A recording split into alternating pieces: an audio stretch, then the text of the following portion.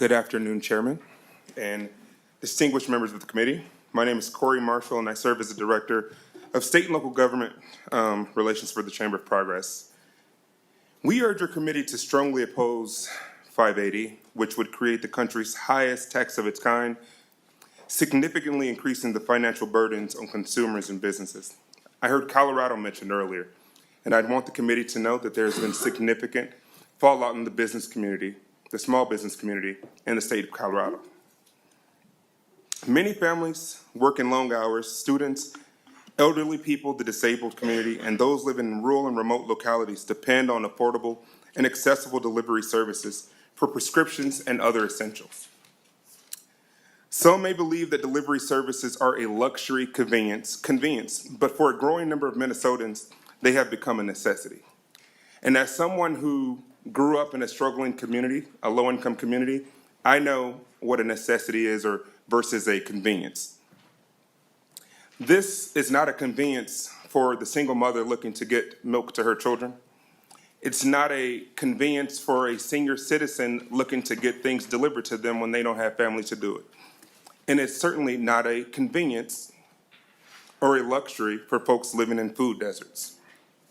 Now, I've heard that some of us have had 5 deliveries per week, but for some folks living in for a lot of folks living in Minnesota, they barely can get one delivery to their homes.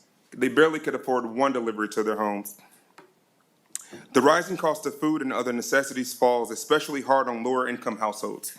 Imposing delivery taxes not only creates a regressive tax on poor communities, but also limits opportunities for gig workers who are highly represented in that community. Minnesotans cannot afford an extra tax on deliveries during these times of rising inflation, crippled supply chains, and economic uncertainty.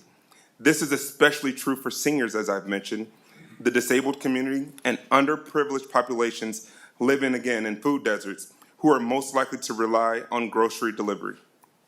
Finally, a delivery tax would discourage deliveries and encourage more people to get in their car to pick up products, further increasing road use and greenhouse gas emissions.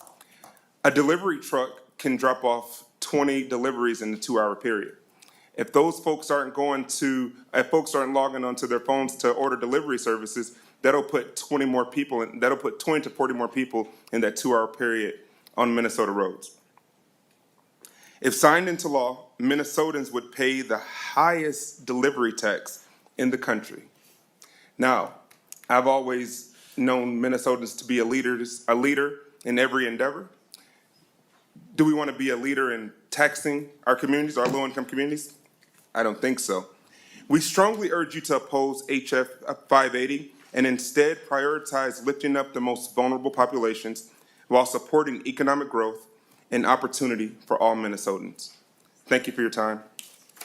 Thank you very much for your testimony. Thank you. Next, we have Margaret Donahoe from